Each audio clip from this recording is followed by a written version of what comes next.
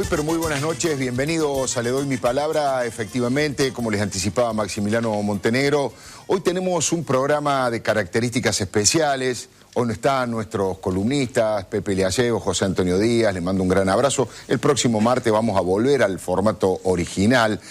¿Por qué digo que se trata de un programa especial que ya ha tenido mucha repercusión a través de los medios gráficos y en Twitter? Porque la idea original fue buscar la Cristina Fernández de Kirchner más genuina de todas, aportar desde el punto de vista periodístico la mayor cantidad de información posible para que todos conozcamos un poco más, un poco mejor a esta mujer que ha entrado en la historia porque ha sido la primera presidenta electa y la primera presidenta reelecta de la Argentina y con casi el 54% de los votos. Tengo para mí cosas difíciles de probar, pero creo que debo ser uno de los periodistas que más veces entrevistó a Cristina Fernández de Kirchner. En mi archivo, en los viejos y gloriosos VHS, tengo desde el año 1997 grabado reportaje en modestos programas de cable como esto, a quien en aquel momento era senadora o diputada de la Nación. Y en todo ese tiempo le habré hecho no menos de 12 reportajes a 20 minutos de bloque. Tengo más de 4 horas de grabación con Cristina Fernández de Kirchner, refiriéndose a distintos temas de actualidad, a temas que tenían mucha importancia en aquel entonces y mucha importancia ahora, porque si en aquel entonces Cristina hablaba, por ejemplo, en contra de la reelección de Carlos Saúl Menem, bueno, uno ya tiene una idea de cuál es el pensamiento de Cristina Fernández de Kirchner.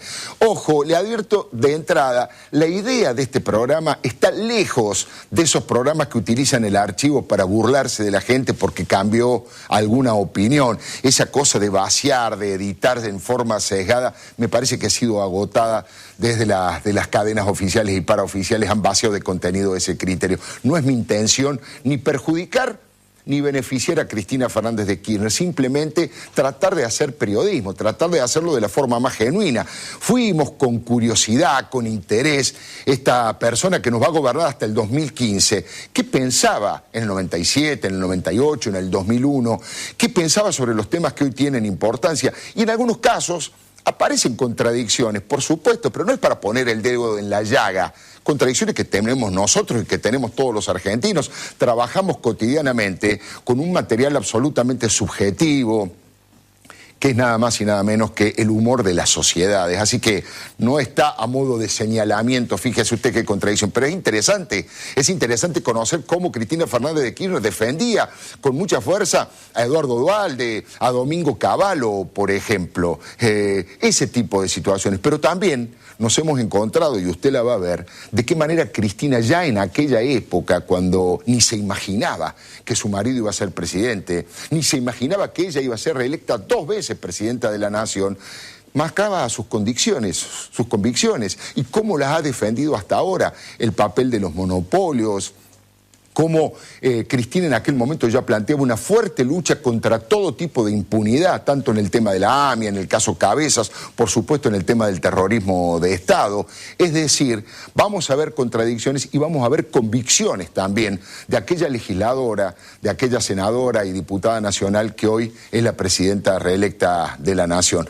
Van a ver de qué manera, hasta cosas curiosas, cómo ella se comporta con humor, cómo trata con afecto a algunos periodistas que hoy todo lo que tiene que ver con el mundo mediático del gobierno denosta y critica y sataniza, y ella lo trata con afecto en aquella época, su buen humor, su buena onda y también esa mirada, yo diría que congela al rival en algún momento cuando discute, por ejemplo, con Federico Storani acerca de si un dirigente de Santa Cruz era menemista, no era menemista, y Cristina lo critica fuertemente por ser menemista y por casualidad hoy es el ministro de Defensa de este gobierno. Bueno, es para mirar el programa con la cabeza abierta. Aquellos que hayan votado a Cristina van a encontrar elementos para justificar su voto. Hice bien en votar a Cristina porque, fíjate, ya pensaba en aquel momento estas cosas. Y aquellos que la votaron, que no la votaron, que votaron en contra de distintas opciones opositoras, también van a encontrar distintas posiciones donde ella ha cambiado. Insisto, no es para alabarla ni para ser hipercrítico, simplemente para tratar de hacer el mejor periodismo y aportar mejor información para conocer, para juzgar y a lo mejor para advertir cómo son los próximos 4 años que se vienen. No se vaya, le doy mi palabra. Un agradecimiento y arrancamos con los distintos segmentos de Cristina Fernández de Kirchner desde el año 97 hasta la fecha. Quiero agradecer a Daniel Milicic, a Leonardo Conforti, a Leonardo Insalata y a Diego Leuco. Ellos trabajaron cada uno desde sus distintos lugares para que fuera posible este programa en la edición, en la búsqueda de los materiales. Arrancamos. Van a ver a una Cristina Fernández de Kirchner hace 13 años. 13 años. Está con una escarapela porque es el 20 de mayo del año 98, la semana de mayo. Pero es un programa especialísimo, yo diría, para la historia de la televisión argentina. ¿Sabe por qué? Porque ese día se había suicidado Alfredo Enrique Nalif Yabrán. Y todos los invitados a ese programa que hacíamos, que se llamaba Le doy mi palabra como ahora, en vivo, por primera vez les permití a todos, no solo les permití, les pedí que dejaran sus teléfonos celulares abiertos porque había tal conmoción en la sociedad por el suicidio de Yabrán que todos queríamos tener la última información de lo que allí ocurría. Fíjese, Cristina, hablando fuertemente en contra de la dictadura militar y tratando a Majul de Luis y a Grondona de Mariano.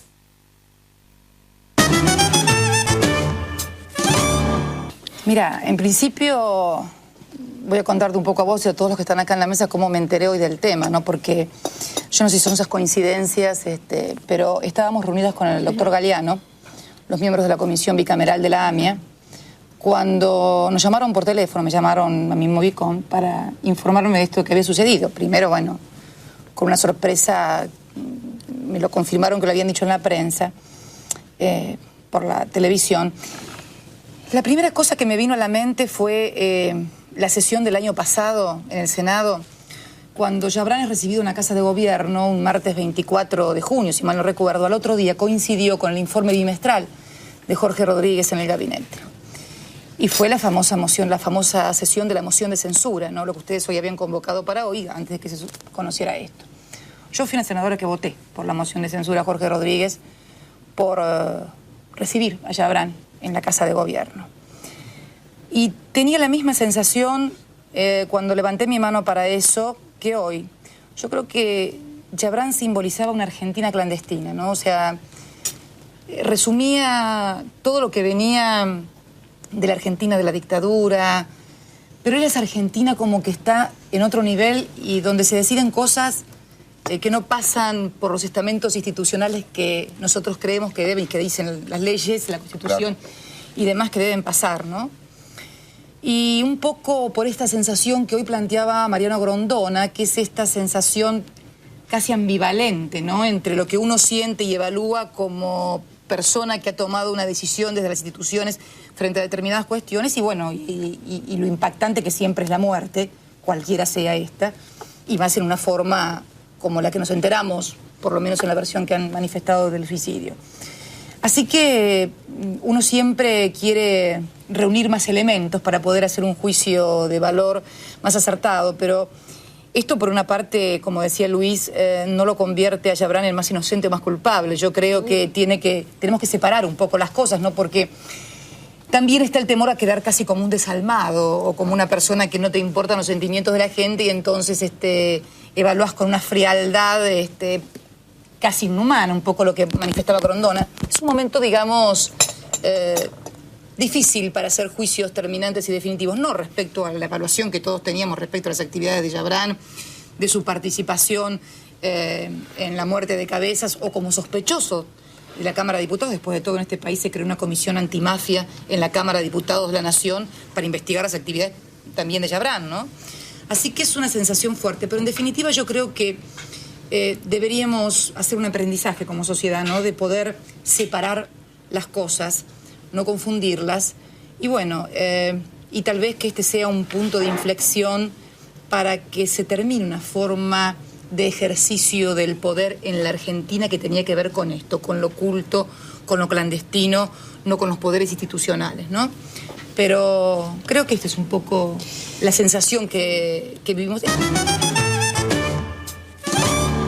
Para nosotros los periodistas, el caso Cabezas es algo determinante, clave en la historia de los últimos tiempos políticos. Cristina Fernández de Kirchner se refiere a luchar contra la impunidad en el caso Cabezas. que el caso Cabezas era y es un punto de inflexión en la sociedad argentina en el tema de la impunidad.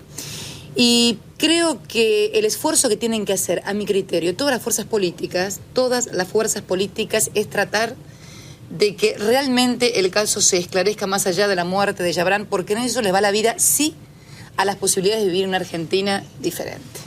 Este era el punto de inflexión, y no creo que le haga mal al sistema democrático que las cosas se sepan, al contrario, creo que le hace bien.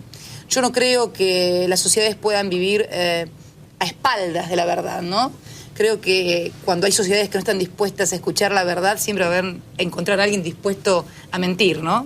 Entonces creo que es un punto de inflexión muy importante y creo que este 20 de mayo, más allá de las hipótesis que circulan por ahí, marcan, creo, un quiebre de esa impunidad y esa Argentina clandestina. Creo que esto es lo más importante, ¿no? No se pierde este segmento, son apenas 24 segundos, pero Cristina ya en aquella época habla sobre el poder de las corporaciones y no solamente del poder político. Graciela, eso tiene que ver también cómo se estructura el poder en Argentina hoy. Porque ¿sabés lo que pasa? Que acá hay todo un discurso también muy enderezado que parece que todo el poder residir en la política, hoy nada más el poder político. Mientras determinados poderes perpetuos estén bien asegurados, el sistema...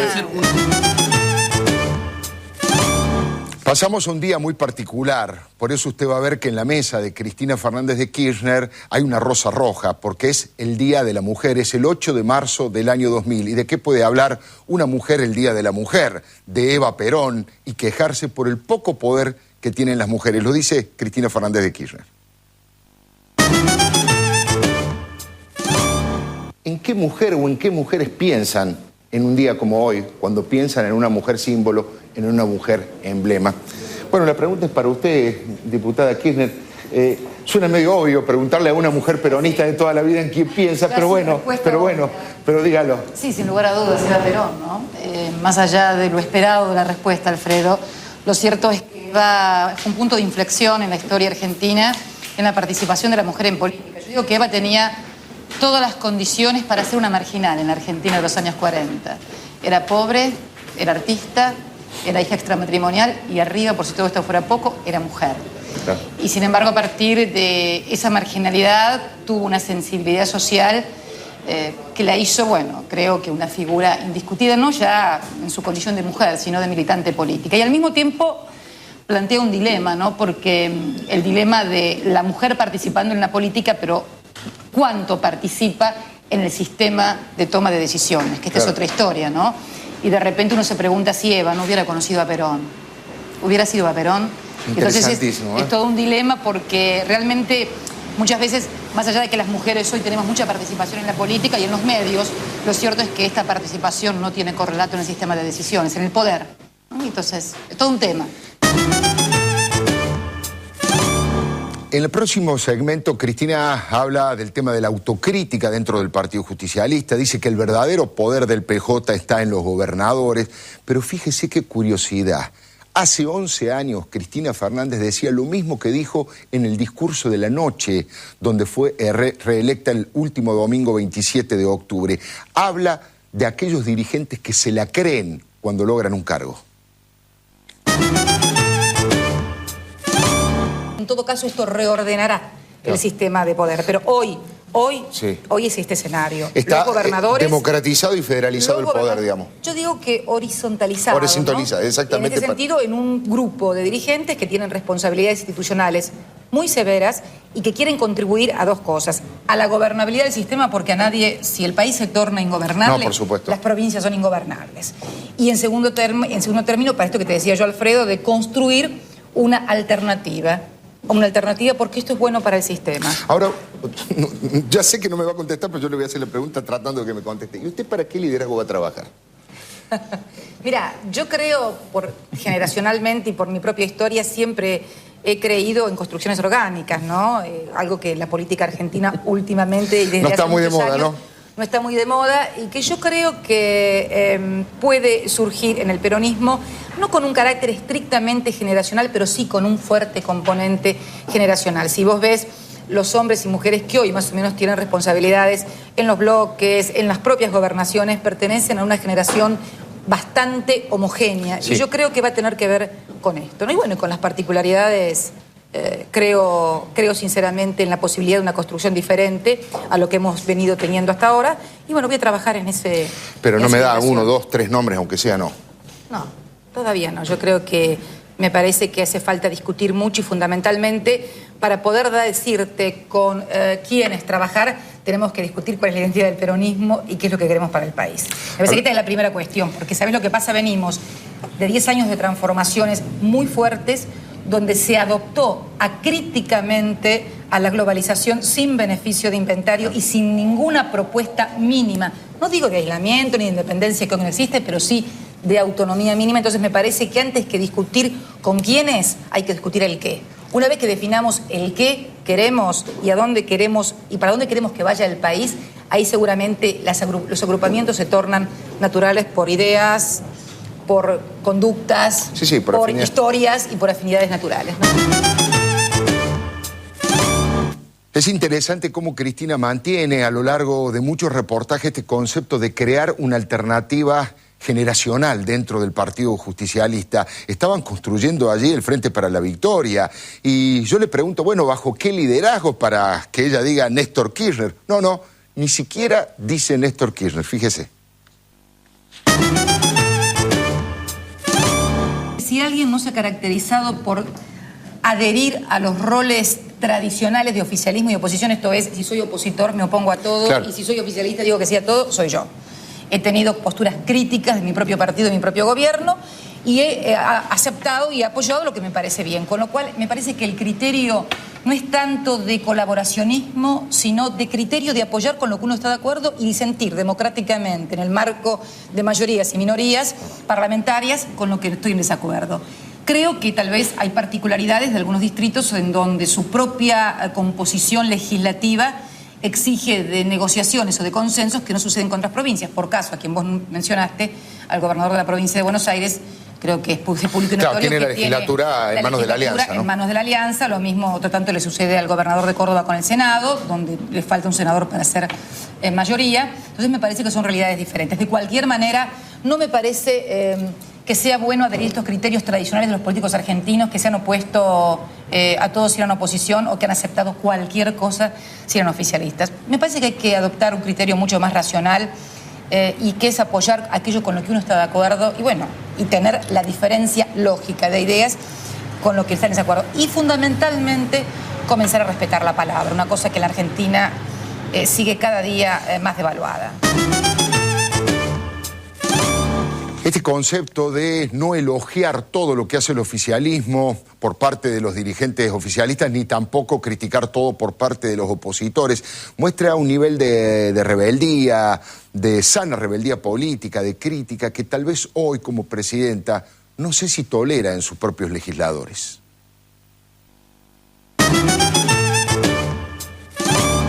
Yo fui una de las 5 legisladoras que me opuse en el año 98 a la reforma laboral de Herman González, que debo reconocer, al lado de esta última que mandó el gobierno... Era progresista. El reglamento de las maestras jardineras, como le digo yo. Y vi, yo en aquella época no fui ni al camión de Moyano, ni participé en las movilizaciones. Hice lo que mi criterio como legisladora debía ser, manifestar mi opinión y votar en todo caso negativamente. Pero yo vi gente que se mataba por subirse al camión de Moyano para ver quién gritaba más fuerte contra el gobierno. Y hoy ser... digamos, los que están fundando la postura en medios, en el propio Parlamento. Bueno, yo no puedo creer que lo que era malo con Menem se torne por arte de magia bueno con De la Rúa. Entonces me parece que estas cuestiones desacreditan mucho a la política. Yo digo siempre que hay dos cambios que desacreditan a la política, los de patrimonio y los de opiniones. Bueno, muy curioso eso, que hay dos cambios que desacreditan a la política, decía Cristina, los de patrimonio y los de opiniones. No se pierda esto, es muy interesante porque en ese momento había internas en el Partido Justicialista de la Capital Federal. Una de las listas la encabezaba Domingo Cavallo y otra Gustavo Vélez. Y yo le pregunto a Cristina a cuál le gustaría apoyar si tuviese que votar en el distrito de la Ciudad de Buenos Aires, y ella aquí defiende a todos, a Cavallo, a Vélez y también a Irma Roy. Usted ha estado muy cerca desde el punto de vista personal, ideológico, ha compartido muchas cosas, tanto con Vélez como con Cavallo, distintas afinidades, incluso gente que ha estado trabajando dentro del peronismo hasta hace muy poco está con Cavallo, ha tenido relación, y tiene respeto. Sí, tampoco me va a contestar, pero bueno, hablando de la palabra. ¿Quién le parece mejor candidato? Si usted viviese en la capital, ¿a quién votaría? ¿A Cavallo? Mira, o a esa es una pregunta que me hicieron el otro día y te voy a ser sincera, Alfredo, no te la voy a responder. Tengo amigos en todos lados.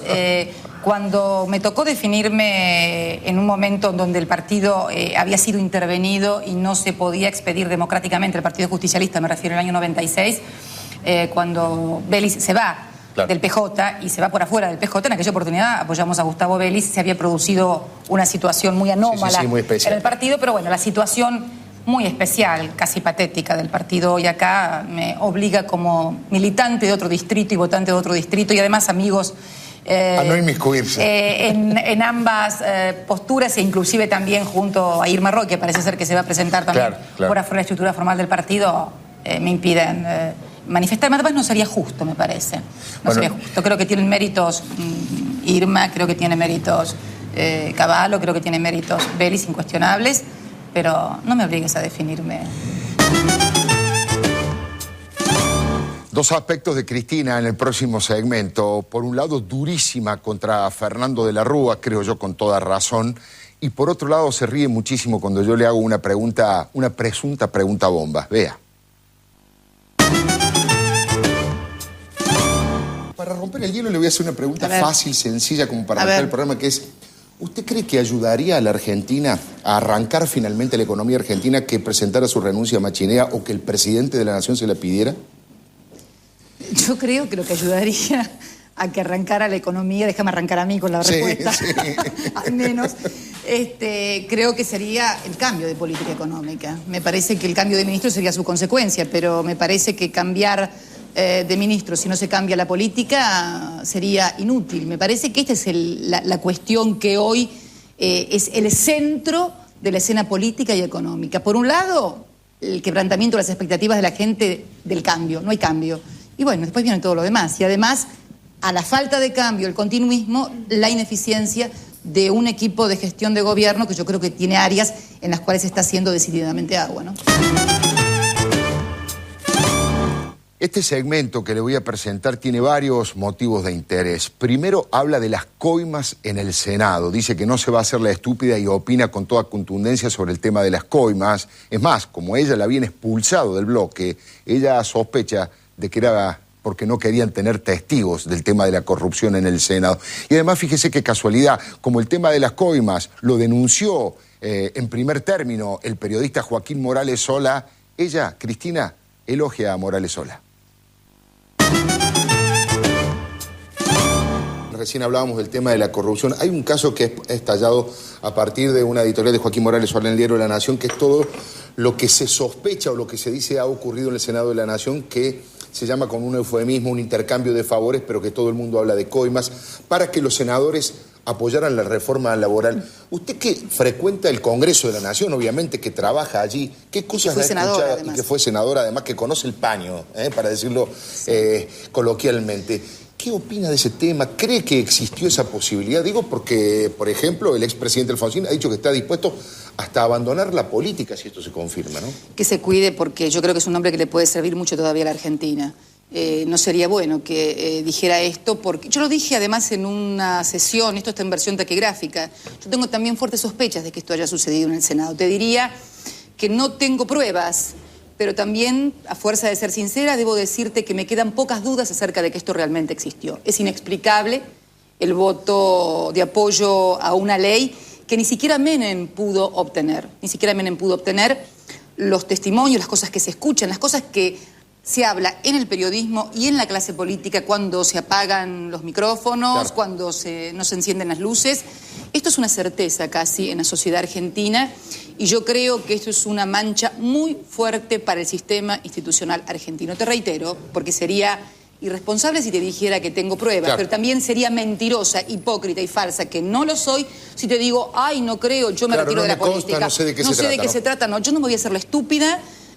Yo siempre creí que cuando a mí me habían separado del bloque de senadores era por disidencias. Creo que desde una perspectiva un poco más alejada de aquella situación, creo que tal vez lo que no querían eran testigos, ¿viste? Me parece que es muy lamentable tener que decir esto, porque tal vez esto pueda ser visto como, bueno, qué cosa media golpista que está diciendo, ¿no? Pero yo te tengo que ser absolutamente sincera. Lo dije además en una versión taquigráfica en la Cámara de Diputados, y aparte porque digo lo que pienso. Puedo estar equivocada o no. Además no hay nada más democrático que tratar de transparentar las relaciones políticas, ¿no? Está fuertemente sospechado esto en la sociedad y las explicaciones que se han dado no son suficientes, porque nadie me puede explicar políticamente esa ley. Es más, yo escuché a algún senador dar un discurso donde parecía que iba a votar por el no y votó por el sí. Entonces, esos cambios de opinión tan fuertes realmente mueven a sospechas. Esto es así.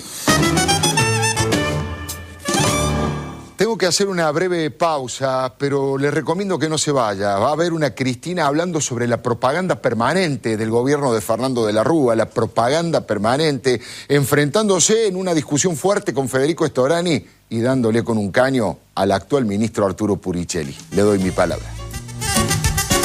Era Cristina Fernández de Kirchner discutir, confrontar con sus opiniones, por supuesto, contra José María García Arecha, en ese momento era un hombre muy cercano a Fernando de la Rúa. Lo critica y critica mucho al gobierno de la Rúa porque dice que el gobierno es de propaganda permanente.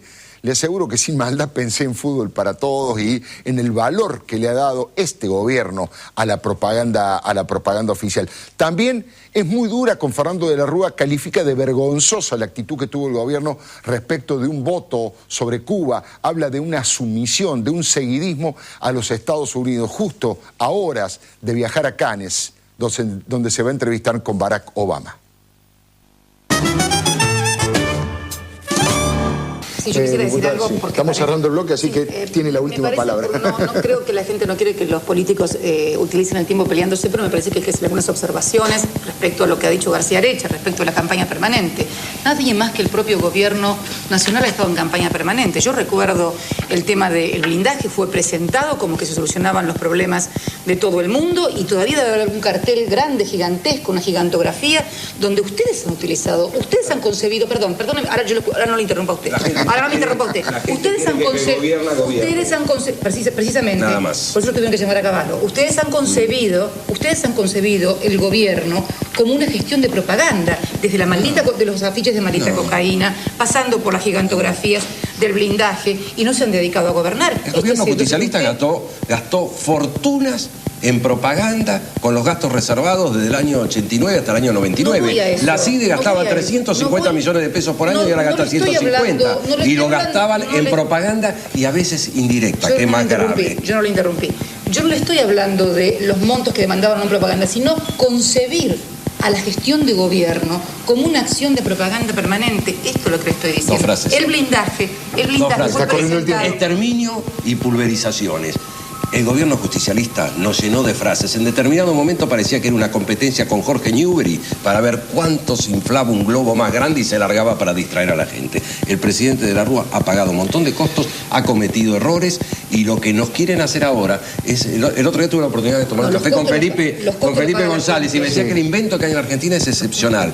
Que un presidente nombre un ministro de Economía, pero se le quiere instalar que si el ministro de Economía tiene éxito, el éxito es del ministro de Economía. Ahora, si fracasa, es del ministro de Economía y del presidente de la República. Esto es excepcional. Se termina el bloque, lamentablemente, pero yo también quiero decir algo. Mucho de eso es responsable de Alfonsín y Chacho Álvarez, de que ocurra eso, que son los líderes del partido, de los partidos. Quizás tienen alguna responsabilidad. Es lo que me parece. Con respecto al voto a Cuba, Leuco, es bueno aclarar que el año pasado, Ricardo Lagos, que es presidente de Chile, que es la figura del socialismo más importante que hay en América Latina, votó junto con la Argentina, igual que votó la Argentina ahora. Yo quiero decir con respecto a Cuba que es una verdadera vergüenza para la Argentina el voto en un país que fue solidario con nosotros en la guerra de Malvinas y que además es un gesto de subordinación absolutamente innecesario. En un mundo donde hasta Rockefeller y Kevin Costner, por decir dos personajes paradigmáticos, se entrevistan con Fidel Castro. Nuestro propio canciller, hoy lo escuché hablar al embajador cubano, todavía no se ha dignado a recibir al embajador de Cuba en Argentina. Una verdadera vergüenza para todos los argentinos el voto en Naciones Unidas. Esto que usted va a ver ahora ocurrió hace 13 años. Dos militantes universitarios Uno presidente de la FUA, de la Franja Morada, Federico Storani, y una militante de la Juventud Universitaria Peronista, Cristina Fernández de Kirchner, allá en Derecho, en La Plata, pero en ese programa de hace 13 años se pusieron de acuerdo en algunas cosas. Storani fue adelante respecto al tema de la edad con Cristina, pero luego empezaron a discutir. Dos cosas. Lo de Puricelli quiero Lo de Puricelli primero porque creo que echarle a la ley de lemas la culpa de la alianza con los menemistas me parece un reduccionismo que, bueno, que puede servir para explicar lo que es inexplicable, pero en realidad yo creo que lo que sucedió en Santa Cruz cuando la alianza, porque no solamente se manifestó en el sistema electoral, en las fotos, en las caravanas, se hacían caravanas conjuntas radicales, frepacistas y menemistas. Esto fue una cosa que realmente parecía casi digno de García Márquez. Esto yo lo vi y... Vamos a poner un poquito picante y ahora voy a decir algunas cosas. Realmente parece... Ya que la diputada, es la misma sensación que me produce cuando denuncian las consecuencias sociales del modelo. Y está con Cavallo, ¿no sé? Pozo de amor con Cavallo de Dualde. Bueno, simplemente vamos a ordenar, nos queda uno por ver. Ahora me toca Cavallo. No me hagas desvirtuar mi elogio de caballero porque me has interrumpido en la palabra, ¿viste? Así que el tema es que hay una diferencia muchas veces entre lo que se dice y lo que se hace, que esto es algo clásico en la política en general, y creo que es uno de los elementos que más critica la gente, el tema de dicen una cosa pero hacen otra. Entonces, acá en Buenos Aires, contra el menemismo, contra Menem, allá en Santa Cruz, objetivamente, más allá, yo creo en la palabra del diputado Storani que él no estaba de acuerdo.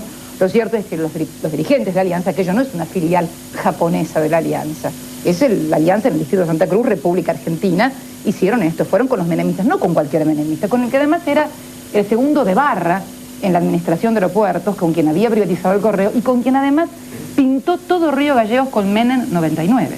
Esto sucedió, esto no fue culpa de la ley de lemas, porque la ley de lemas está en mi provincia desde 1989, hace una década, y a mí jamás se me ocurrió ir con los que yo digo que no pienso lo mismo y que los critico.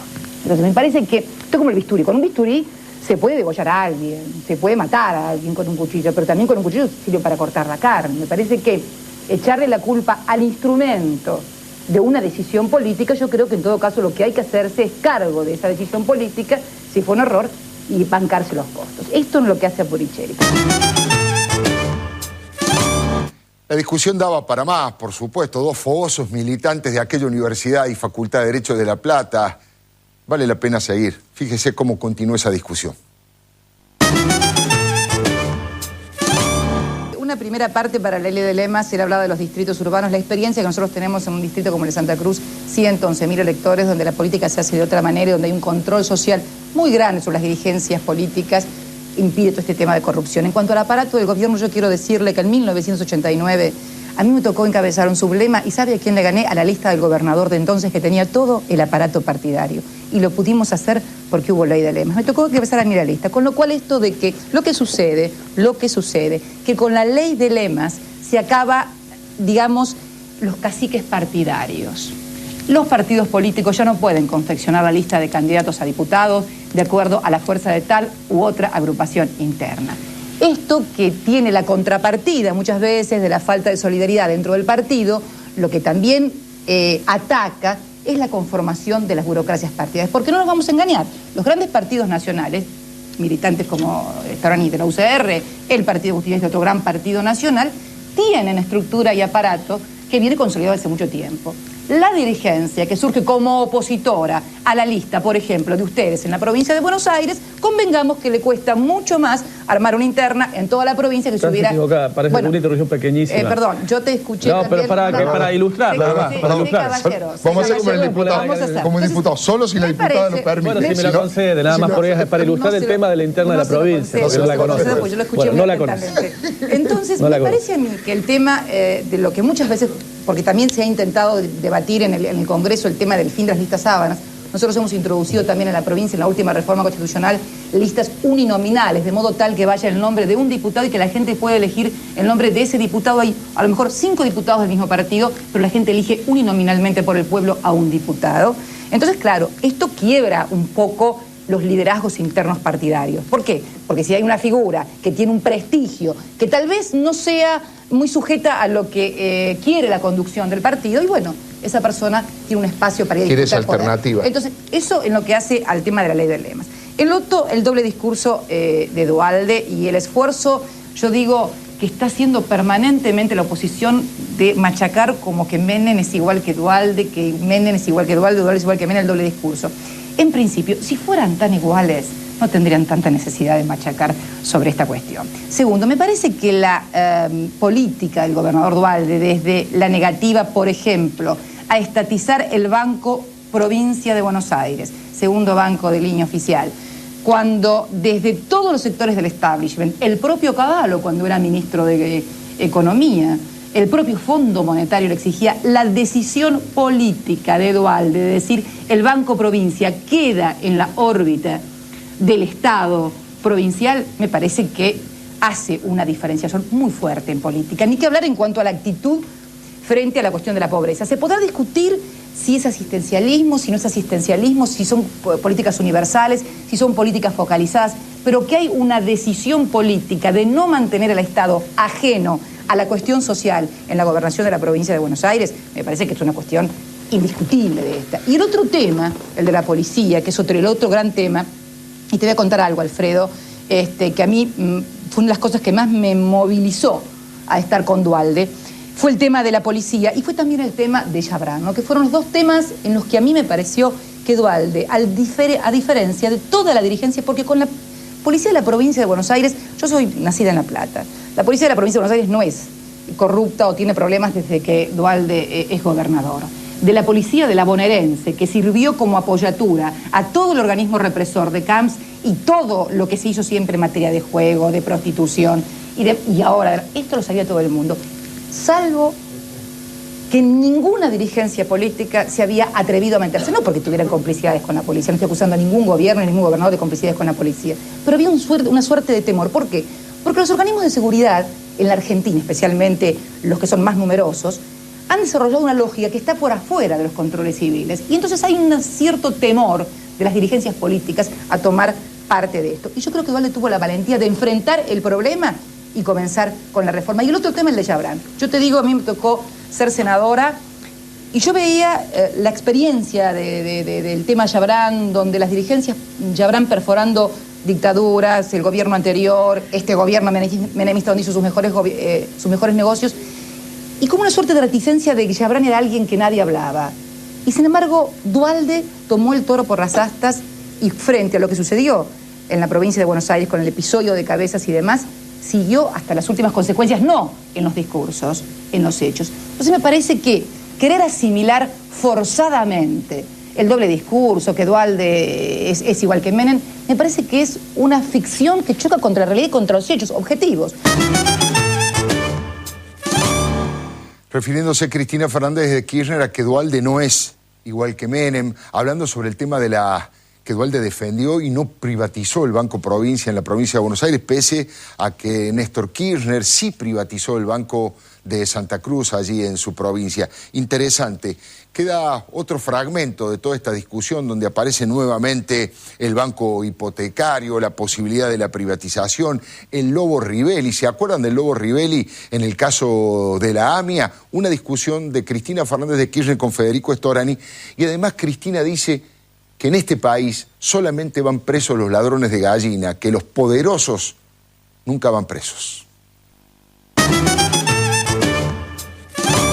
Primera cuestión, quiero mencionar específicamente el banco hipotecario porque realmente estamos en presencia, sí, debo decirlo, de un doble discurso. Yo fui senadora cuando se privatizó el banco hipotecario, voté negativamente la privatización del banco hipotecario y hubo en diputados, los diputados de mi provincia y 17 diputados justicialistas más votaron negativamente la privatización del banco hipotecario. El banco hipotecario se pudo privatizar porque faltaron diputados de la Unión Cívica Radical sentados en sus bancas, lo que permitió compensar la falta de 17 votos justicialistas. No es una gran mentira.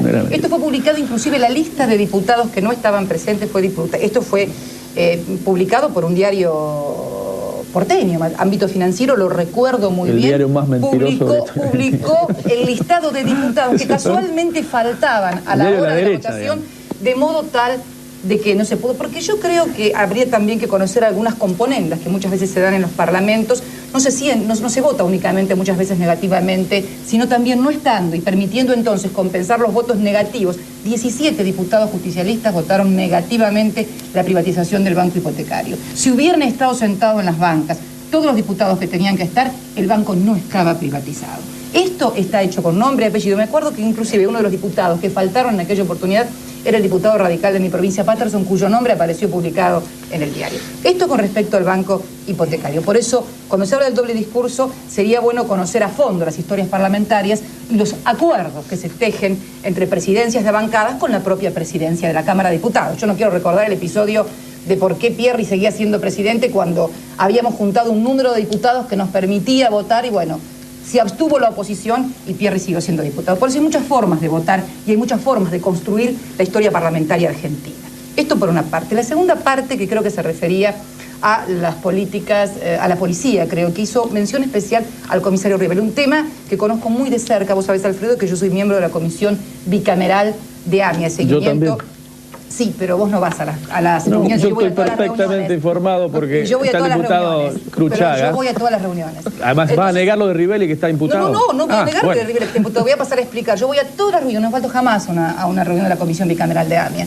Entonces, quiero decir esto. El tema del involucramiento de Rivelli. El lobo Rivelli, el famoso. El famoso lobo Rivelli tenía una foja de servicios porque no empezó siendo policía con Duhalde. Venía desde antes y venía siendo promovido por todas las autoridades que habían estado en la provincia. Nunca había tenido ninguna objeción. Es más, los jueces, nos comentaba, lo pudimos ver en el legajo porque lo estudiamos muy de cerca el tema, los jueces lo pedían especialmente para todos los procedimientos a Rivelli. Así que, en realidad, querer involucrar o colgarle Rivelli a Duhalde, realmente en el marco de lo terrible, de lo desgarrador que fue AMIA, Embajada y Cabeza, yo digo los tres casos paradigmáticos de impunidad en la Argentina, me parece que no es una cosa que ni siquiera está a la altura del diputado Storani. Colgarle a Rivelli, que había participado inclusive en protección en la masacre de Wilde, que se había producido en otra etapa, en otro gobierno, en fin. Me parece que no, los hechos objetivos, por lo menos que nosotros tenemos en el seno de la comisión, no dicen bajo ningún punto de vista que haya sido responsabilidad de Duhalde. Entonces me parece que no es justo esto, aparte porque no se ajusta a la realidad, no se ajusta a la realidad. En realidad, los dos atentados, Embajada y AMIA, que es una cosa que yo discutí mucho internamente en la comisión porque había una cierta reticencia, ahora por suerte revertida, a citar a gente de la Policía Federal, porque los dos atentados se habían producido en la jurisdicción de la Policía Federal y no podíamos lograr que fuera gente de la Federal a declarar a la comisión. Ahora, por suerte, a partir de descubrimientos de cintas y demás, se pudo lograr la presencia y va a venir Pácero, inclusive, en la próxima reunión del próximo martes, quien era jefe de la Policía Federal al momento del atentado en la Embajada. Y la tercera, que, no sé, no frunces el ceño porque no te acordás ni vos lo que dijiste, pero sí me acuerdo, fueron los que no tienen educación, creo que mencionaste el nivel de presos y de pobreza. El nivel de los presos es igual en todas partes, porque por el sistema judicial argentino, esta percepción que la gente tiene de que van presos los ladrones de gallinas y no van presos los de guante blanco, es una percepción que no obedece a una ficción o a una imaginación de la gente, tiene que ver con la realidad. Las cárceles están atestadas de gente que, por ejemplo, como un diario siempre nos informa que un chico porque robó un peso, está preso, es negro, de ojos de labios gruesos y pelo crespo, y Aldaco, que se levantó con $2 millones de IBM, está en cosas de los códigos de procedimientos, cosas de la legislación penal argentina, que está mucho más orientada como control social de los sectores más pobres o más favorecidos de la sociedad, pero esto, achacárselo a Duhalde, me parece además un despropósito desde un análisis un poco más fino de lo que está pasando socialmente en la Argentina y lo que ha sido históricamente nuestro sistema penal y nuestro sistema carcelario. Veíamos a Cristina Fernández de Kirchner fogosa, vehemente, desplegando una serie de argumentos con mucha convicción, defendiendo a aquel Eduardo Duhalde. Increíble las vueltas que da la historia. ¿Qué habrá pasado en esa relación para que tanto Néstor Kirchner en vida como Cristina Fernández de Kirchner en un momento tomaran la decisión de arrojar a Duhalde por la ventana de la historia? ¿Se acuerda aquel famoso discurso en donde la actual presidenta reelecta planteó que había sido escapado, se había escapado de una película de Francis Ford Coppola, obviamente haciendo alusión al Padrino. Vamos a ir a otro escenario, al escenario natural, al lugar en el mundo de Cristina Fernández de Kirchner, allí al Calafate, a los hielos continentales. Le pido que no se vaya, tengo que ir a una breve pausa, pero vamos a ver a Cristina en su lugar en el mundo. Elegante, con el glaciar Perito Moreno de fondo, hablando sobre los hielos continentales, criticando al progresismo argentino porque piensa o pensaba que defender los hielos continentales era defender a los militares. Otra vez, una Cristina fogosa, pero en el medio del hielo. Recién estábamos viendo allí una dirección de internet, www.ledoymipalabra.com.ar. Allí usted tiene la posibilidad de simplemente con un clic de acceder a todos los programas de Le Doy Mi Palabra. ¿Se acuerda? .com, perdón. www, ahí está en pantalla, ledoymipalabra.com, no .ar. Usted puede acceder allí a todos los programas de Le Doy Mi Palabra, puede verlos tranquilamente, si se perdió alguno, si necesita chequear algún dato, allí están todos los programas. Bueno, arrancamos un bloque muy especial con algunos segmentos que fueron en el año 1999. Es especial por el lugar, por supuesto, porque estamos, yo le decía, en el lugar en el mundo de Cristina Fernández de Kirchner, estamos en el Calafate, más precisamente en la hostería Los Notros. Allí Cristina, muy elegante, con un sombrero, con un sacón de gamuza, defiende con mucha fuerza todo el tema, toda la discusión sobre los hielos continentales, tiene una mirada crítica a lo que ella llama el progresismo argentino, que dice que asocia demasiado los temas territoriales o los temas fronterizos con los militares. Y además, le cuento una cosa muy curiosa y muy interesante. En aquel momento tuve la posibilidad, con un camarógrafo, este periodista que usted ve aquí, con algunos kilos menos y algunos años menos, y un camarógrafo, con un avión muy chiquitito, estuvimos sobrevolando los hielos continentales para filmarlos y para poder hacer un programa especial sobre ese tema. ¿Saben quién era el piloto del avión que nos llevaba? El intendente del Calafate, Néstor Méndez, en aquel momento era el intendente, que luego se hizo famoso por aquel tema de los terrenos fiscales que vendió a precio realmente muy barato, a precio vil, no solamente a la familia Kirchner, sino a muchos de los allegados al poder y que luego fueron vendidos. Bueno, ese era el intendente que nos hizo el favor, que tuvo la gentileza de pilotear su avión para que los tres allí en un avión muy chiquitito filmáramos los hielos continentales. Bueno, vamos a escuchar a Cristina Fernández de Kirchner en la defensa de ese tema tan caro a lo que ha sido su vida, tan caro a su provincia. Tiene que ver con una cuestión de identidad, de pertenencia y de proyecto de país. Yo siempre digo que hielos continentales es un desafío para el progresismo argentino. ¿Por qué te digo esto, Alfredo? Porque muchas veces yo siento que en mi país no solo los nacionalistas atrasan, me parece que también a veces atrasan los progresistas. ¿Y por qué te digo esto? Y porque muchas veces este tema de hielos continentales ha sido abordado por el nacionalismo casi con un problema con Chile, como un problema de expansionismo de Chile, siempre ven atrás de alguna roca o atrás de algún hielo un chileno que se quiere meter en Argentina. Y por el otro lado, nuestros progresistas creen que en definitiva defender la tierra es algo que tiene que ver con un resurgimiento de la cosa militar, de la cosa de fuerza, de ideas. Entonces es como que no estamos tironeados entre estas dos formas de ver la Argentina que yo te digo, atrasan. Yo creo que ser del primer mundo no solamente tiene que ver con la apertura económica, creo que ser del primer mundo tiene que ver con no confundir las cosas y con tener un proyecto de país posible, un proyecto de país como tiene, por ejemplo, Chile, ¿no? Yo siempre no me canso de decir que yo envidio a los chilenos la fuerza que tienen. Allí la política exterior es la misma, sea Pinochet, el presidente, sea Frei o mañana sea Ricardo Lagos.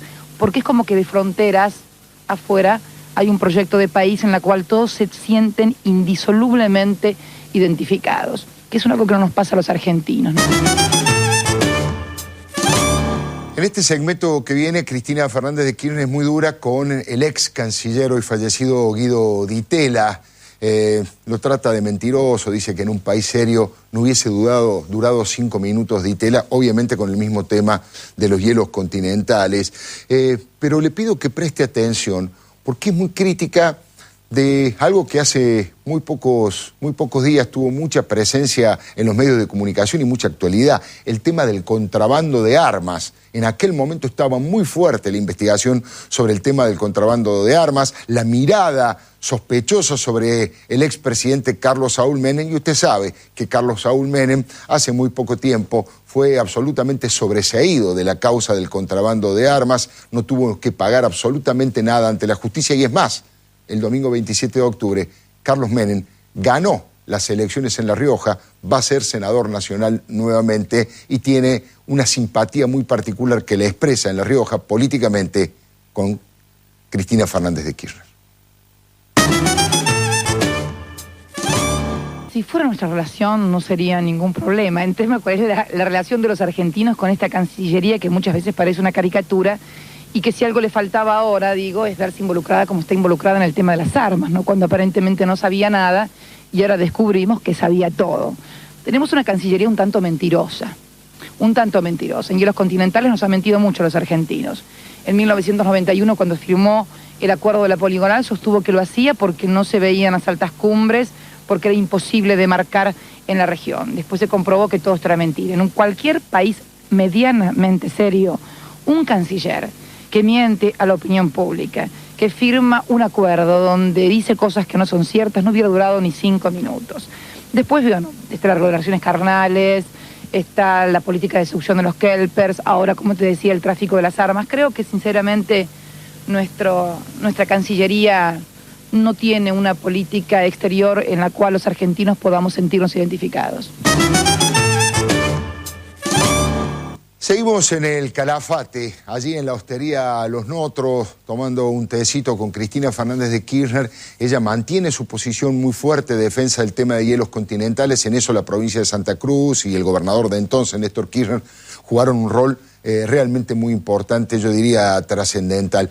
Pero fíjese cómo Cristina ahora avanza sobre algunos temas políticos y plantea que hay mucha dirigencia que tiene un doble discurso, que cuando está en el llano plantea determinadas cosas, pero luego cuando llega al poder hace todo lo contrario. Fíjese.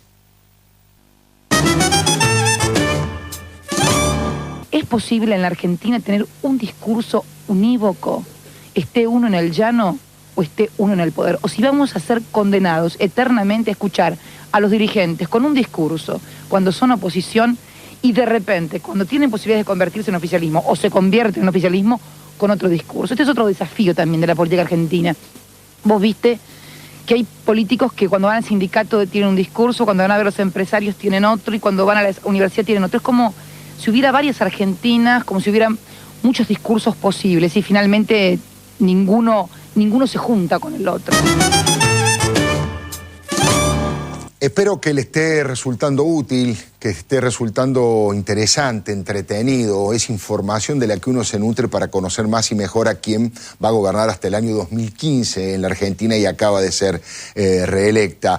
Estamos recorriendo sus opiniones en distintos temas a través de la historia de este modesto programa de cable llamado Le Doy Mi Palabra, pero en el próximo bloque, si usted se queda allí, va a haber algo también muy curioso, la prehistoria de Le Doy Mi Palabra, un programa que se llamó Hora de Cierre y que me tocó conducir con Darío Villarroel. Sí, Darío Villarroel, el hermano de Claudio Villarroel, el hijo del gran periodista cordobés Sergio Villarroel, que luego de fallecer, antes de morir Sergio Villarroel, ese programa que él lo conducía nada menos que con el pájaro García Lupo, otro periodista para ponerse de pie y sacarse el sombrero.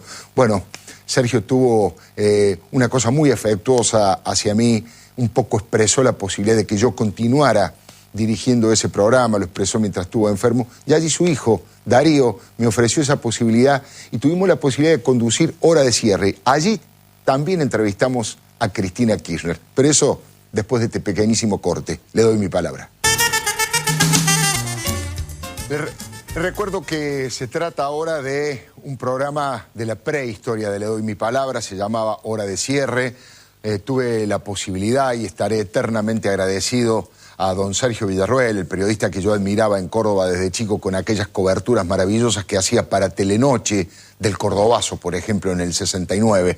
Lo tengo muy presente a Sergio Villarroel entre las Molotov, entre el tiroteo, cuando el ejército tomó el barrio Clínicas en aquel año 69 del Cordobazo, el trabajo impecable que hizo junto a otros periodistas como Andrés Percievale, también para el mismo programa. Bueno, admiraba yo de chico a Villarroel y luego tuve la posibilidad de conocerlo, no digo de ser su amigo, pero sí de admirarlo y de expresárselo. Y luego este programa que él conducía con el Pájaro García Lupo, bueno, expresó la posibilidad de que yo siguiera ese programa, por lo menos que completara el año, junto con su hijo, con uno de sus hijos, con Darío Villarroel. En ese programa es muy interesante, en este primer segmento, escuchar cómo Cristina Fernández de Kirchner se opone terminantemente a la reelección de Carlos Saúl Menem. Digo, tal vez se trate de un anticipo periodístico. ¿Habrá cambiado Cristina respecto de ese tema? Hasta ahora siempre ha dicho no se hagan los rulos, como manifestando que ella no va a aspirar a una posibilidad de la reelección, que hoy la Constitución se lo prohíbe, pero no va a aspirar a modificar, aunque a veces deja alguna puertita abierta. Pero es interesante escuchar lo que decía de Carlos Saúl Menem y también una crítica muy dura hace Cristina a aquellos políticos que quieren eternizarse en los cargos. Estaba pensando que hoy uno de los filósofos importantes en donde abreva el kirchnerismo, Ernesto Laclau, está fomentando las reelecciones permanentes. Dice él, y es un tema interesantísimo para debatir, que las democracias nacionales, que las democracias populares necesitan de figuras caudillescas de estas características. Pero bueno, vamos a aquel año, estamos hablando del año 1997, Cristina Fernández de Kirchner en hora de cierre. ¿Usted qué piensa? Obviamente es un voto cantado el suyo, pero bueno, ¿qué piensa? ¿Por qué ocurre esto? ¿Es una provocación? ¿De qué se trata esto de la reelección? Yo creo que se trata de una aventura o de una, tal vez, digamos, buscapié, como decimos en política, de gente, bueno, que no tiene mayor grado de representatividad. Yo creo que el presidente, que es un hombre inteligente, sabe que esto no puede ser. Usted hablaba de la limitante de la Constitución. Las reelecciones, esto es la permanencia de un dirigente frente a una iniciativa del aparato del Estado, nunca es una construcción legislativa únicamente, es fundamentalmente una construcción política. Y el resultado de este 26 de octubre no es que no tenga la mayoría en las cámaras, no tiene la mayoría en la calle, que es donde se construye o donde se destruye una reelección. Así que yo creo que son ejercicios más de gente que quiere quedar bien o que la mandan a hacer algo, que otra cosa. Para la anécdota política, pero no, ni siquiera para el análisis. Seguimos en hora de cierre junto a Darío Villarroel y a Cristina Fernández de Kirchner. Y en este caso, la presidenta opina sobre Carlos Menem. Dice que Carlos Menem oculta cosas, que miente, que oculta desocupación, que oculta corrupción. Tiene una mirada realmente muy dura. Y fíjense qué curiosidad. Habla de que los resultados electorales no deben ser absolutizados a la hora del análisis. Publica hoy el Wall Street Journal, precisamente marcando esto, un editorial que ha hecho una radiografía bastante precisa de lo que ha pasado el domingo 26, me parece, diciendo que la gente sigue sosteniendo la estabilidad económica, pero no soporta que desde el gobierno nacional se diga no hay corrupción, hay justicia independiente, no hay problemas con la desocupación, que se nieguen los problemas. El tema es yo creo que ahí apunta. Yo creo que la gente está en contra de determinadas actitudes, además. Claro. Además de las consecuencias sociales que puede tener para un desocupado no tener trabajo, para alguien el temor a perderlo por la precarización en la relación laboral cada vez más dominante. Claro, eso ocurrió en el 95. Esto también ocurrió en el 95. ¿Qué es? Es la actitud fundamentalmente que el gobierno adopta frente a la problemática social y frente a la corrupción. Bueno, yo creo que hechos emblemáticos como fue el recibir a Yabrán en la Casa Rosada, el tema de las armas, en fin, tantos temas que ahora ya... IBM Banco Nación. IBM Banco Nación, el hecho de vivir un clima social adverso para la gente y visualizar como una fiesta de algunos funcionarios un estilo de vida, un estilo de negar las cosas, de ocultarlas, de minimizarlas, de decir... Y lo otro, lo que consistió casi en una incitación al voto en contra. Recordemos unos días antes, cada vez que alguien le planteaba el tema de la desocupación o de la corrupción, el presidente contestaba, pero si siempre ganamos las elecciones. Era casi como que estaba obligando a la gente a decir, bueno, pero entonces hay que votar en contra para que se den cuenta que estas cosas existen. Hacía casi como una incitación. Así que bueno, yo creo que más allá de esto y más allá de los que hayan votado, que tampoco han perdido su identidad, evidentemente, ¿no? Y bueno, lo que hay que hacer fundamentalmente es no absolutizar, como digo yo, los resultados, ¿no? Ya pasaron 14 años de aquel reportaje, de aquella entrevista en ese estudio de televisión. Y es interesante observar el próximo segmento, porque aquí Cristina se pronuncia con toda contundencia contra el verticalismo partidario. Ella dice que no se puede andar elogiando todo lo que hace el oficialismo, que no se puede defender a los escándalos, defender ideas de las ideas históricas del justicialismo, por supuesto, pero no defender los escándalos. Y aquí me quiero detener, no como chicana, porque me parece que este es uno de los temas que desde distintos sectores que han ido tomando distancia, viejos dirigentes, peronistas, estoy pensando, que además acompañaron a los Kirchner desde la primera hora, estoy pensando en Julio Bárbaro, estoy pensando en Miguel Bonazo, por ejemplo. Ahora uno habla con ellos y le reclaman a Cristina que permita el debate, que deje esa sana rebeldía de la discusión política que permite escuchar otras ideas, buscar distintos tipos de miradas y de verdades para enriquecer la propia verdad del oficialismo. En este caso, en este tema, tal vez por una idea de mantener con firmeza la conducción del barco, de mantener con firmeza el control del Partido Justicialista, la verdad es que a Cristina no le gustan demasiado las opiniones distintas, no solo de los periodistas o de los opositores, tampoco de las que están con ella y tienen la camiseta del kirchnerismo. Nadie tiene ni la vaca ni los votos atados. Y todo va a depender fundamentalmente de la construcción política que cada sector pueda hacer en relación con los temas que le interesan a la gente. Porque acá también hay una cosa muy importante que ha sido un salto cualitativo, yo digo, de la democracia. Hasta hace muy poco tiempo los roles estaban deformados. La oposición decía a todo que no, el oficialismo decía a todo que sí, hasta los escándalos. Yo creo que ahora, a partir de haber tenido este piso de discusión, al modo de las grandes democracias europeas, donde hay cosas que ya no se ponen en discusión, discutimos de acá para adelante, lo cual, ojo, va a ajustar aún más la discusión, porque ya no se va a poder discutir sobre las cuestiones, digamos, o ideológicas o del modelo, sino fundamentalmente cuáles son, ahora sí, las medidas instrumentales que van a estar vinculadas directamente a mejorar la calidad de vida de la gente. Y también que la oposición ya va a reconocer las cosas que están bien y el oficialismo va a admitir que ser oficialista no debe significar, por ejemplo, defender escándalos. Sí políticas, sí proyectos, no más escándalos. Este segmento que viene tiene un fuerte contenido ideológico. Es una discusión que hasta hoy se mantiene, que es la caracterización ideológica del kirchnerismo, del Frente para la Victoria. Yo le pregunto ahí, ¿ustedes cómo se ven a sí mismos? ¿Son progresistas? ¿Son disidentes del peronismo oficial? En un momento yo le pregunto, ¿se los puede caracterizar como el ala izquierda del peronismo? No, dice Cristina, eso tiene mucho que ver con la nostalgia. No quiere ser caracterizada como el ala izquierda y eso es coherente porque hace poco también ha dicho de que ella nunca se sintió revolucionaria, que siempre se sintió peronista. Es curioso, un oyente a través de un mensaje le pregunta a Cristina Fernández de Kirchner si no les gustaría ser la pata peronista de la alianza. Bueno, aquí ella plantea, y en esto hay que reconocerle que ha mantenido con mucha firmeza esta convicción a lo largo del tiempo. Ella se ve a sí misma y a ese Frente para la Victoria en ciernes, lo ve como un movimiento generacional postmenemista, y es interesante respecto de toda la lucha y la discusión y el debate con el Grupo Clarín.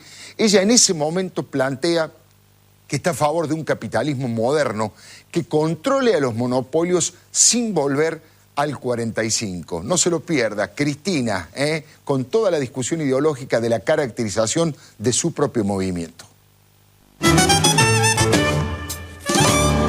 Yo le quería hacer la siguiente pregunta. Ayer se realizó una importante reunión, estuvo allí un gobernador, no sé si lo ubica el gobernador Kirchner. Sí, me suena. Estuvo Jorge Busti, estuvo el gobernador de la provincia de Buenos Aires, Rafael Balito Romá. Sí. Bueno, algunos diarios calificaron la reunión de los disidentes, recién hablábamos fuera de cámara. Eso es una cosa muy antigua. Es una palabra muy ligada a los comités políticos soviéticos, será casi a será la nomenclatura los otros. Otros le dicen que son los progresistas, vamos modernizándonos, pero sigue siendo media antigua. Sí, no quiero ni decir que él a la izquierda del Partido Comunista. No, por favor. Porque es casi ya del 45. Bueno, no, ¿cómo se define este grupo? ¿Cómo se definen ustedes? ¿Cuál es realmente la intención? Porque mucha gente los ve como que están haciendo las valijas, ¿no?, para irse a la alianza. Yo creo que la autodefinición siempre es difícil, ¿no? Y puede tener rasgos de petulancia, ¿no? Yo creo que es un espacio político donde se pretende discutir de acá para adelante. Es un poco, sí lo han calificado bien, usted no lo ha dicho, un espacio postmenemista. Postmenemista, sí. Es un espacio postmenemista. Una definición postmoderna. ¿No? Es para estar en época, digamos, ¿no? Para estar en época. Es un espacio postmenemista donde vamos a discutir, porque acá toda la clave pasa por ver cómo se conserva lo que es correcto. Claro. Y cómo se modifica o cómo se encaminan políticas que tiendan a erradicar o a mejorar lo que está mal, ¿no? Yo creo que esto pasa fundamentalmente por allí. Bueno, y como ha habido intentos, y he escuchado algunas cuestiones como peronización y demás, queremos fijar este espacio, que es el de los nostálgicos, porque sabemos que no podemos volver al 45, casi sin pensar, y además no entender qué dijeron las urnas, pero tampoco, bueno, los conversos que se han parado frente a la transformación y la globalización, sin el espíritu de saber que los tiempos han cambiado, pero que en definitiva la direccionalidad de todo un proceso de transformación tiene que estar sí o sí dirigido a mejorar la calidad de vida de la gente. En síntesis, hubo un Estado que se desmontó o se autodestruyó, por así decirlo, en el año 89, que era aquel viejo Estado productor de bienes y servicios, elefantiásico, que ya no servía más, pero no se construyó ningún Estado a cambio. Claro. ¿Por qué? Porque se dijo que el mercado todo lo resolvía. Claro, por sí mismo. Nosotros sosteníamos que no, pero no desde la ideología. Se lo hago desde la práctica concreta de una gestión de gobierno. En mi provincia, Leuco, el mercado no existe. Somos 180.000 habitantes. El rol del Estado es un rol muy presencial, muy activo, porque allá no tenemos la suerte de que nos construyan una autopista, los capitales privados o un puente Buenos Aires-Colonia. Ya hay cosas que las debe hacer el Estado. Y con un rol muy activo en materia de salud y de educación, por ejemplo. Y lo mismo fue con las privatizaciones. Hubo privatizaciones, yo no quiero que los teléfonos vuelvan a Entel, pero creo que debe haber regulaciones, sobre todo aquellos servicios monopólicos, en defensa de los usuarios, del hombre común. Y lo mismo pasa con la apertura económica. Apertura económica sin aduana también es malo. Entonces, creo que hay que comenzar a corregir esto y a discutir también, bueno, si hubo grandes beneficiarios del modelo, no una etapa de distribución o de redistribución al estilo del 45, como algunos quieren plantearlo, pero sí mecanismos que comiencen a plantear un esquema impositivo, por ejemplo, claro, no tan regresivo y más progresivo. Entonces, acá sí progresista. Acá sí aparece la palabra, acá sí aparece la palabra progresivo, progresista, como usted quiere llamarlo. Menor concentración de la riqueza. Menor concentración de la riqueza, que por eso pasa. Entonces, creo que son estas cuestiones las que tenemos que discutir, pero a partir de medidas instrumentales. Yo creo que los discursos y las generalidades han también alejado un poco a la gente de la política, no solamente la corrupción. Hay políticos que son muy honestos, pero que también siempre abordan los temas generales y abordan temas que por ahí a la gente tampoco le interesan. Claro. Volver a las cosas cotidianas de la gente, ¿no? Será porque tenemos toda la gestión de gobierno. Claro. Que seguramente eso siempre nos tiene atado a la realidad. Atados a la realidad. Hugo de José Cepaz dice, sería muy importante que se convierta en la pata peronista de la alianza. Pobre, la senadora puede aspirar algo más que la pata, me parece. La pata peronista de la alianza, qué interesante era discutir, debatir de política, reflexionar allí frente a los televidentes. Impresionante cómo Cristina en este aspecto mantiene con mucha firmeza sus convicciones y sus ideas, el rol del Estado, como buena peronista de formación, el rol del Estado presente en aquel momento y ahora, por supuesto, desde el gobierno, dándole un lugar de reparación y de complemento con el mercado, ese mercado que según ella contaba, y era absolutamente cierto, en Santa Cruz no existía. Pero en el próximo segmento vamos a ver algo en el que sí modificó su pensamiento y su actitud Cristina, y no es por cargarle las tintas, porque le pasa absolutamente a todos los políticos. Mire, me dedico al periodismo de análisis político desde que retornó la democracia a la Argentina, en 1983, y absolutamente todos los dirigentes políticos, cuando están en el llano, les gusta que el periodismo investigue al poder. Es más, nos ayudan a investigar, nos dan algunos papeles, nos permiten acceder a determinadas cosas. Los políticos opositores suelen ayudar al periodismo a que investigue los hechos de corrupción del poder, y me parece que está muy bien. Ahora, cuando esos políticos, pasó con Duhalde, pasó con Menem, pasó con Alfonsín, pasó por supuesto con Fernando de la Rúa, y pasó con Néstor Kirchner y pasa con Cristina, cuando llegan al poder ya no les gusta demasiado que el periodismo los investigue y se meta con ellos, pero en aquella época, fíjese qué discurso totalmente a favor del periodismo de investigación que tenía Cristina Fernández de Kirchner. Es más, dice, los medios no inventan nada, muestran las cosas tal como son. Véala. Juan de Lanús dice que le hubiera gustado verla hace un mes atrás cuando el gobierno era atacado por todos los medios, dice Juan de Lanús. Bueno, pues es una visión... seguro es un compañero, así que yo le voy a decir que cuando los medios... Se llama Juan, para mí se llama Juan, es un dato. No, yo creo que en definitiva los medios pueden llegar a mostrar, o sea, cuando por ejemplo Yavarán fue a la Casa Rosada, no lo inventaron los medios lo mostraron cuando iba. Cuando suceden cosas como el tráfico de armas o cuando sucede el tema o el fenómeno de desocupación, yo creo que esto es minimizar.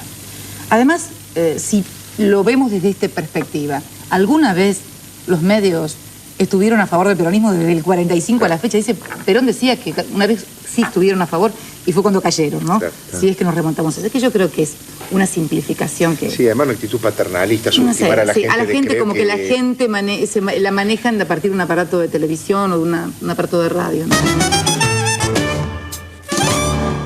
Interesante, interesante la concepción sobre los medios, y tiene esa cita del tema del peronismo que es tan interesante, eso de que Perón, cuando tenía todos los medios a su favor, fue derrocado, y sin embargo, cuando tenía todos sus medios en contra, llegó al poder, lo que demuestra la verdadera envergadura, el poder relativo de los medios de comunicación, que a lo sumo pueden catalizar una situación, acelerarla o poner algún énfasis en determinado lugar, pero los medios de comunicación no construyen la historia, por suerte, la construyen los pueblos.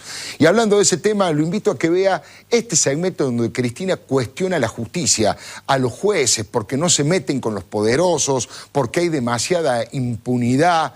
Pregunto, ¿cómo están los jueces hoy? Fíjese. Pero creo que la demanda de justicia por parte de la gente no solamente está vinculada al Consejo de la Magistratura. Yo quiero ser honesta con lo que percibo en la gente. Yo estoy segura que le preguntamos a cualquier persona por la calle el tema del Consejo de la Magistratura y convengamos... No, pero conceptualmente a su manera... La demanda de justicia está más vinculada, no está solamente vinculada al tema de la independencia. Hay algo desde siempre, que es cierto, que la gente vincula que la justicia siempre está del lado del fuerte, que puede ser un político, que puede ser alguien que tenga dinero, y que nunca llegue. Cuando llega, llega tarde. Y que este es otro tema, ¿no es cierto? Porque además solamente se ata la corrupción en la justicia con la clase política. Hay toda una corrupción que también viene en la justicia, que tiene que ver con juicios multimillonarios, que tiene que ver con concentración de estudios, es un tema muy complejo el de la justicia. Hasta ahora lo más escandaloso ha resultado el tema de los jueces federales, ¿no es cierto?, que se ven como una protección hacia los funcionarios investigados. Seguro. Pero el otro día tomó Estado Público la coima que exigía una Cámara Administrativa, que no tiene que ver absolutamente con nada con lo político, que tal vez no hubiera sido nombrada por este gobierno ni por el otro anterior, a lo mejor. Y sin embargo, hay todo un tema con la justicia que es mucho más complejo y mucho más grave de lo que aparece simplemente. O sea, entonces yo creo que el tema de la justicia la gente lo visualiza todavía como algo más profundo de la independencia de los jueces. La gente vincula que no tiene administración de justicia, y que está vinculado con la lentitud, que está vinculado con la existencia de códigos de procedimientos que no penan como deben penar. Yo el otro día veía la manifestación de los familiares con accidentes de autos y demás. Es un tema muy complejo el de la justicia. ¿Sabés por qué es muy complejo? Porque además el rol que tiene la justicia, que es la de administrar la conflictividad social, no es solamente una cuestión vinculada con lo penal. La justicia en el sistema occidental y cristiano tiene la función de administrar la conflictividad social. Y cuando no funciona, no solamente por el lado de lo ilícito y lo político, sino que es también por el otro lado, por el lado de una sociedad que demanda justicia para el que robó... Por el lado de lo simbólico. Claro, el lado de lo simbólico, ¿no? Una Cristina Fernández de Kirchner auténtica, sin pasar por los filtros de los asesores, ni por la propaganda, ni por los spots de campaña.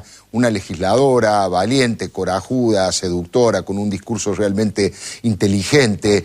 He tratado de hacer un esfuerzo muy grande para no hacer un programa ni a favor ni en contra de Cristina Fernández de Kirchner. Creo que el programa ha hecho un esfuerzo grande para lograr el equilibrio. Aquellos que votaron a Cristina Fernández de Kirchner han encontrado seguramente muchos elementos para valorar su propio voto. Y aquellos que votaron en contra también habrán encontrado elementos para seguir teniendo una mayor información.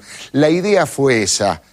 Mirarlo desde el punto de vista periodístico, que todos tengamos y dispongamos de la mayor información posible para tomar nuestras mejores decisiones y para advertir cuál es la Argentina que se viene en los próximos 4 años. Esa fue la intención. Me siento enriquecido desde el punto de vista político, periodístico, por haber escuchado a la presidenta reflexionar de todos estos temas y espero que a usted le haya pasado lo mismo. Lo espero el martes que viene aquí en Canal 26. Le doy mi palabra.